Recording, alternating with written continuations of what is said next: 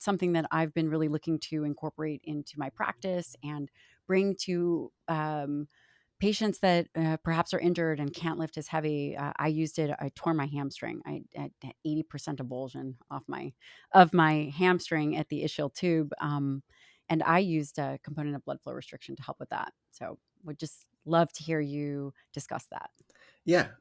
So blood flow restriction for people who've never heard about it, it probably sounds pretty odd, right? Um, And it it's, hurts. yeah.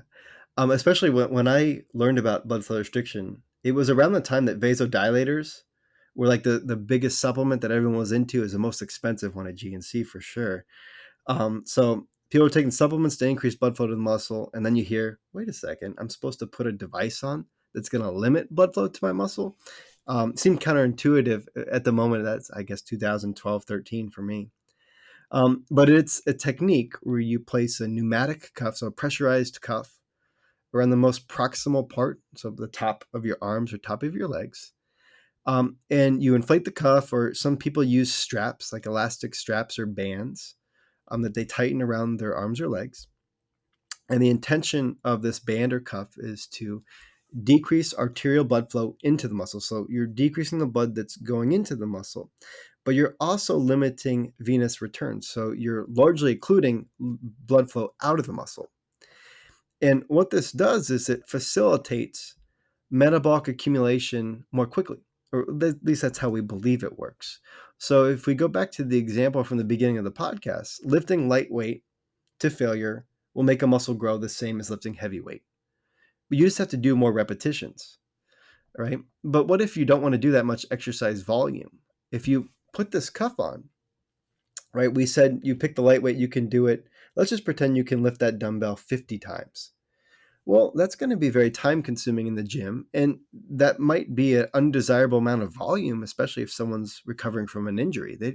50 reps is too many. And mental Yeah. focus to stay in the game. Well, low load training in general, to get yourself there mentally, is sometimes difficult. I agree. So blood flow restriction, when you inflate this cuff and you start doing repetitions, you'll feel that burning sensation much more early, typically. And that's because you're producing metabolic byproducts. So you break down something called ATP, right? So your muscles can contract. And when you do that, you produce things that are undesirable for muscle contraction. So they build up within the muscle. And usually they're just going to leave through the venous system. However, with this cuff, you're making them accumulate to a greater degree.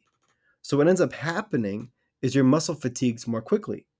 And now you can no longer do 50 reps. You're just going to be able to get 20 repetitions with this fairly light weight, right? So it reduces the amount of work necessary to reach failure, and perhaps in some circumstances makes an unrealistic training weight perhaps a bit more realistic for an individual.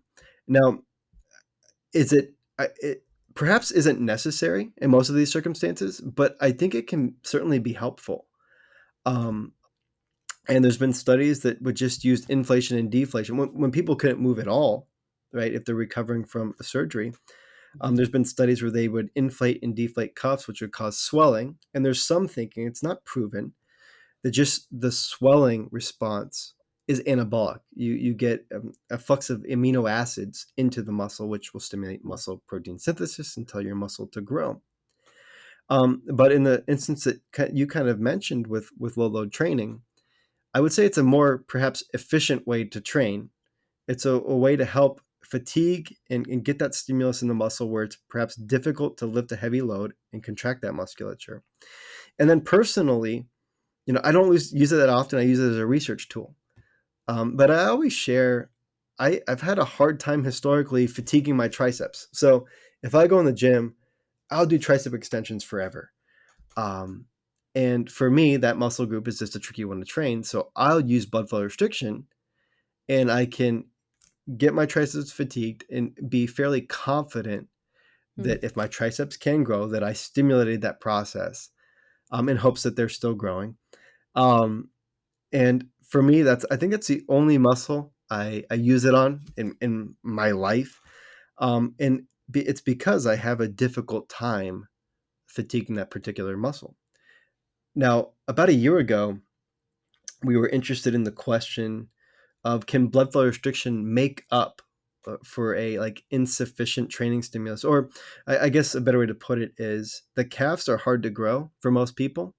They're like a tricky muscle group, and it's because I believe it's because they're pretty fatigue resistant because of where they're located and what their function is. So we tried to grow calf muscles using blood flow restriction because we said, well, this we know facilitates fatigue, makes it easier to fatigue a muscle. Perhaps it might help grow calves. So we did a study where we tried to grow calf musculature, and we compared traditional training versus blood flow restriction training. But long story short, we had no muscle growth in that particular study in either Oh, condition. no. So blood flow restriction is not magic, right? But it is a useful technique that certainly has a time and a place. And then, of course, there's always, people are worried about the safety when they're employing blood flow restriction. And as far as safety goes, we always do a screening for personal or family history of blood clotting, varicose veins, things that Mhm. might be inherent of vascular issues. Um, but overall, the technique seems to be quite safe in that they've looked at different clotting factors following various BFR Mm. protocols, and they don't see increased clotting factors in the blood. So I do believe it's a fairly safe way to train, um, and it's effective in some situations, particularly recovering from injury or in instances where people cannot lift heavy. It's quite beneficial.